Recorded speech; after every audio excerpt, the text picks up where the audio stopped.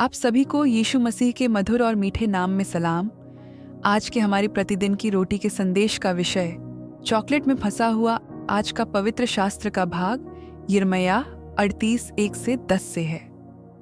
फिर जो वचन यिर्मयाह सब लोगों से कहता था, उनको मत्तान के पुत्र शपन्याह, पशहूर के पुत्र गदल्याह, शेलेम्याह के पुत्र युकल और मल्कीयाह के पुत्र पशहूर ने सुना। यहोवा यूं कहता है कि जो कोई इस नगर में रहेगा वह तलवार, महंगी और मरी से मरेगा, परंतु जो कोई कसदियों के पास निकल भागे वह अपना प्राण बचाकर जीवित रहेगा। यहोवा यूं कहता है, यह नगर बेबीलोन के राजा की सेना के वश में कर दिया जाएगा और वह इसको ले लेगा।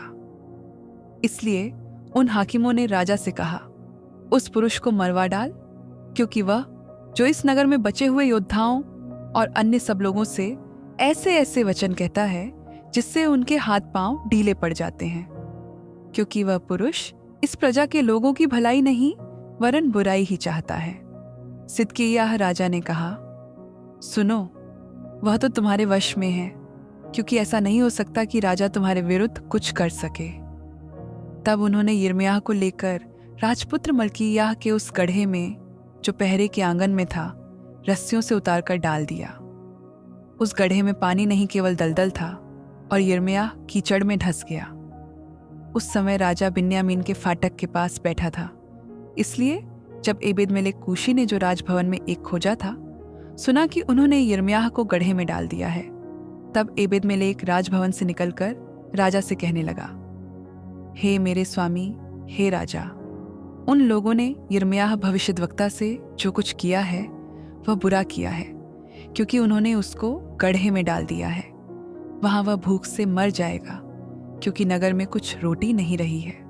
तब राजा ने एबेद-मेलेक कूशी को यह आज्ञा दी, यहां से 30 पुरुष साथ लेकर यिर्मयाह भविष्यद्वक्ता को मरने से पहले गड्ढे में से निकाल।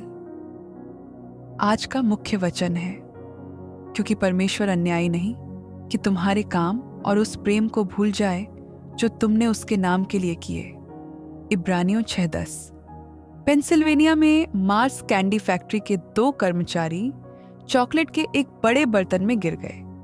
ये एक मजाक की शुरुआत की तरह लग सकता है और शायद चॉकलेट प्रेमियों के लिए एक प्यारी परेशानी, लेकिन वे लोग हालांकि सुरक्षित थे, कमर तक चॉकलेट में डूबे हुए थे और अपने आप बाहर नहीं निकल सके। अंततः अग्निशामकों को उन्हें सुरक्षित निकालने के लिए टैंक के किनारे में एक छेद करना पड़ा। जब भविष्यवक्ता यिर्मयाह ने खुद को मिट्टी से भरे हौज के नीचे पाया तो कहानी कुछ भी हो, लेकिन मीठी नहीं थी। यरूशलेम में परमेश्वर के लोगों के लिए एक दूत के रूप में उसने उनके लिए शहर छोड़ने की तत्काल घोषणा की थी, क्योंकि यह जल्द ही बाबुल के राजा की सेना के हाथों में दे दिया जाएगा। राजा सिदकिय्याह के कुछ अधिकारियों ने यिर्मयाह को मृत्युदंड देने की मांग की, क्योंकि उन्होंने दावा किया कि उसके शब्द सैनिकों को हतोत्साहित कर रहे थे। राजा ने सहमति व्यक्त की और उन्होंने यिर्मयाह को रस्सियों से बांधकर गड्ढे में उतारा, जहां वह कीचड़ में धंस गया। जब राजा के एक अन्य अधिकारी, एक विदेशी, ने यिर्मयाह की भलाई की वकालत करते हुए कहा कि दूसरों ने बुरा काम किया है, तो सिदकिय्याह को एहसास हुआ कि उसने गलती की है और उसने एबेद-मेलेक को आदेश दिया कि वह यिर्मयाह को गड्ढे से बाहर निकाले। हालांकि जब हम सही काम कर रहे होते हैं, जैसा कि यिर्मयाह कर रहा था, हमें कभी कभी ऐसा महसूस हो सकता है कि हम कीचड़ में फंस गए हैं। जब हम मुसीबतों का सामना करते हैं, तब आइए हम परमेश्वर से हमारा उत्साह बढ़ाने के लिए कहें। आज दिन भर अपने कार्यों के बीच इन प्रश्नों पर मनन करते रहें। सही काम करने के कारण आपके साथ कब अन्याय हुआ है? परमेश्वर ने आपको कैसे संभाल रखा है? आइए प्रार्थना करें। हे पिता परमेश्वर, कृपया मुझे सहारा दें, क्योंकि मैं आपकी आज्ञा का पालन करना चाहता हूं।